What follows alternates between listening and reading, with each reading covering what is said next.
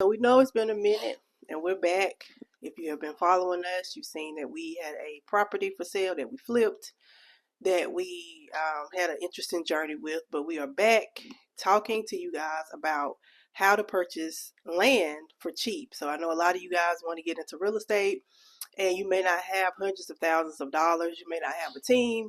So we're going to put you on to how you can actually get into real estate for little to nothing or a lot less cheaper than you would if you were purchasing a house. Come on, tell them a little bit about tax foreclosure sales and how they come about. Your local government or county or whatever uh, so often have sales which are property foreclosure tax sales.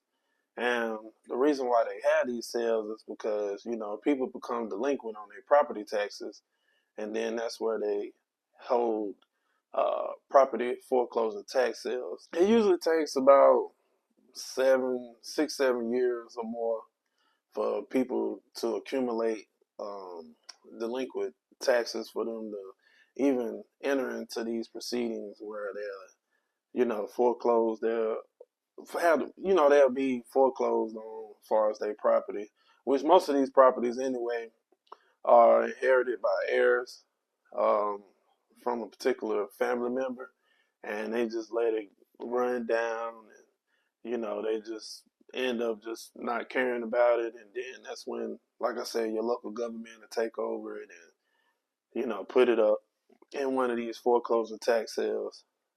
So in most cases, at least in our experience, the lots are developed, so they're not undeveloped lots. There are some undeveloped, but most of the time they're developed. They are properties that had houses on them that have been demolished at this point, and now it's just the land that they are selling or auctioning off because the property taxes haven't been paid.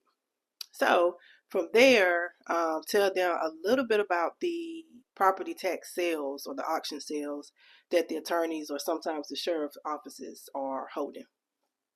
Yeah, so usually about every couple of months they'll have a sale down at your local courthouse where you're able to go down to the initial auction and you can bid for these particular lots. With that process, if you're the highest bidder that day, the process isn't over yet. You just win that particular bid for that day. Um, in North Carolina, we have what you call a 10-day upset bid period.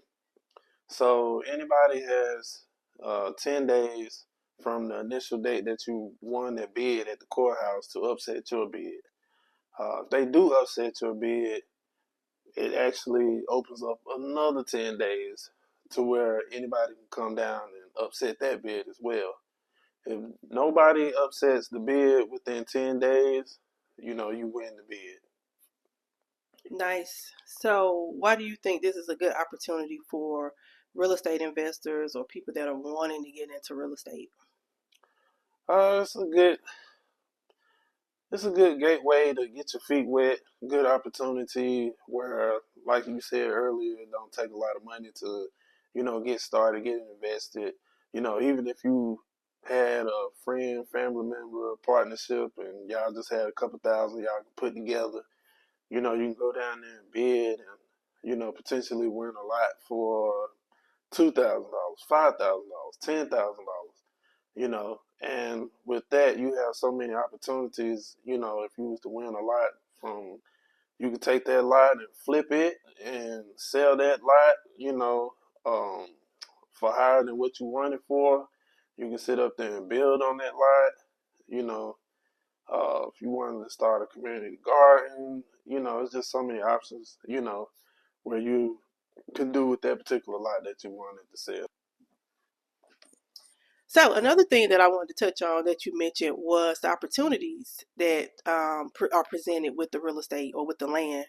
So by you being able to acquire the lands for a lot less, you can, like you said, you can flip it, you can hold it, you can build on it, you can rent it out. So depending on what type of land it is, you may be able to rent it out to truckers, Like or trucking, parking and truck and stuff. parking. Yeah. There's also resources. So there are mineral rights, there are trees, there are different things that may be. What I'm gonna do with the trees?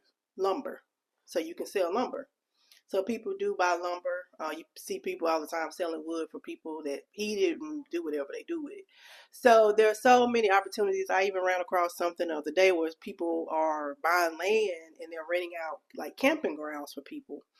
And with the cost of housing so high, some people are purchasing like what do you call those things? We just went and looked at. Campers, Yeah, campers and live RVs. RVs and live in them, and they need somewhere to park them to live in them.